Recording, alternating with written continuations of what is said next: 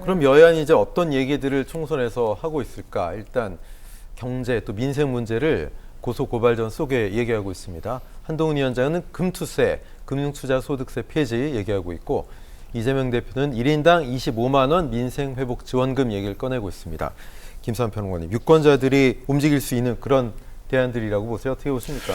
글쎄요, 이게 진즉에 제기됐어야 될 이슈가 아니었나 하는 생각이 들고요. 이건 뭐 양당 모두에게 해당이 되는 문제일 것 같아요. 또 한편으로는 총선이라고 하는 공간에서 공약이 뚜렷하게 유권자들한테 소구력을 가졌던 적이 많지는 않아요. 아마 뚜렷이 기억나는 공약은 예전에 총선이든 아니든 간에 무상급식 공약 말고는 없어요 라고 얘기하시는 분들이 좀 있을 것 같아요. 벌써 그 시절이 한 10년도 더 된 얘기잖아요. 그런 것처럼 총선에는 공약에 잘 주목 못 받는 그런 현상이 기본적으로 좀 있고요. 그렇다 하더라도 지금 민생 문제가 굉장히 어려운데 이런 문제를 여야가 공이 먼저 얘기했어야 한다.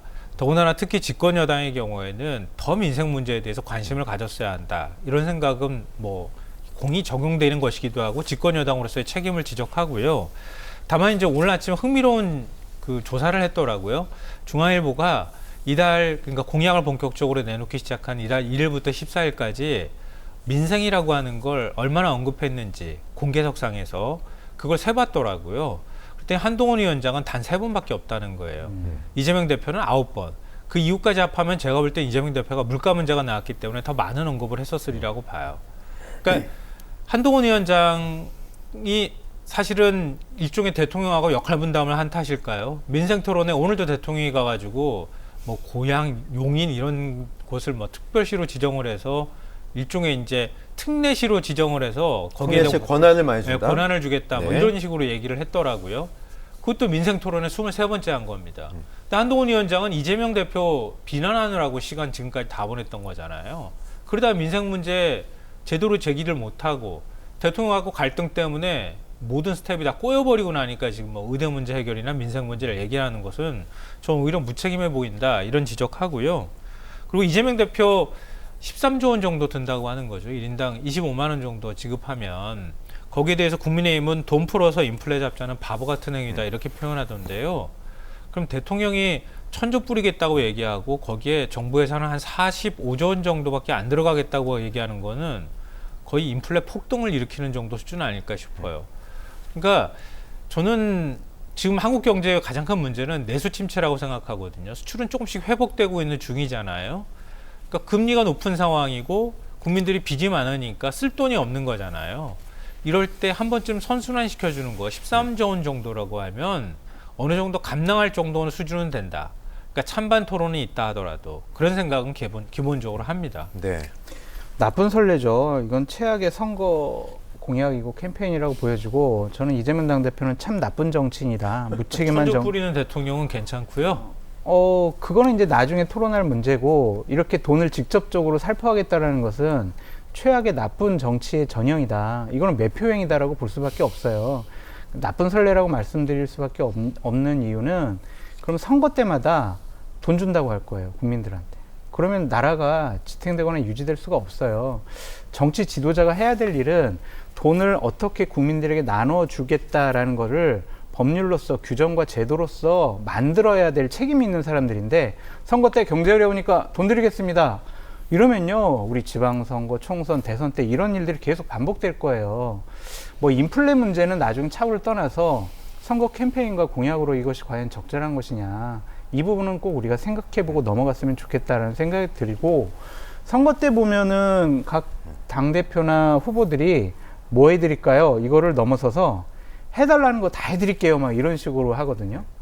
그러니까 오늘 한동훈 비대위원장은 이런 얘기를 했죠. 세 자녀 다 그냥 학비 다 면제시켜드리겠습니다. 대학 이런 등록금 식으로, 면제. 네, 이런 식으로 나오고 있잖아요. 그러니까 이게 자꾸 국가 재정을 무한정으로 투입을 해서 선거에서 표를 얻겠다라는 것으로 비춰질 수가 있단 말이에요. 이건 저는 무책임한 정치의 전형이다. 그래서 이런 일들은 안 했으면 좋겠다라고 말씀을 드려요. 체계적으로 검토하고 제도와 법률로 규정을 해야 돼요. 그것이 정치 지도자가 해야 될 일이다라고 다시 한번 말씀드립니다. 네. 근데 이 말씀을 안 드릴 수가 없는데요. 1,000조 뿌리겠다고 하는 대통령 감세 계속 얘기하고 있어요. 비판했어요, 많이. 그러니까 저는 그게 더 나쁜 정치라고 기본적으로 생각하고요. 그렇게 많이 비판했다니까요. 우리 코로나 때 코로나 지원금 준다고 할 때도 국민의힘이 똑같이 그렇게 비판했어요. 근데 그 어려운 상황에서 국민들이 그 지원금 굉장히 값어치 있게 썼거든요.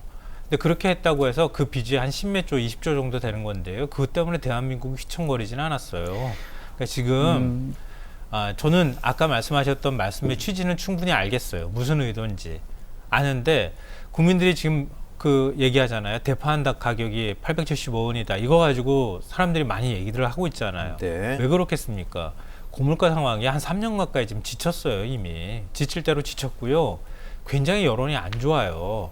근데 그런 부분에 대해서 대통령이 대파한단 이거 875원이면 합리적인 가격이네요. 이렇게 얘기했던 거에 공분하는 거예요. 그럼요. 그러니까 이게 예를 들어서 25만 원씩 현찰을 꽂아주면 모르겠는데 지역화폐로 꽂아주기 때문에 개념이 좀 다르다고 얘기하잖아요. 우리 코로나 때 비슷한 금액을 받아가지고요. 사람들 굉장히 유용하게 많이 썼고 그때 그게 상당히 선순환이 된 경험들을 우리가 갖고 있어요. 김성환 평론가님, 제가 이 문제점이 뭐라고 지적을 하냐면 다음 얘기 좀 넘어갈게요. 요거 짧게 잠깐만요. 얘기하시고. 네. 그러니까 25만 원 현금으로 주나 지역화폐 25만 원으로 주나 국가 재정 들어가는 건 똑같잖아요. 그럼 이러한 공약이 나쁘다고 전 얘기하는 이유가 뭐냐면 국민의힘에서 만약 13조 뭡니까? 딱 2조만 더 써가지고 우리 15조 만들어가지고 전 국민에게 30만 원씩 나눠줍시다. 이렇게 하면 비판하시겠어요? 안 하시겠어요?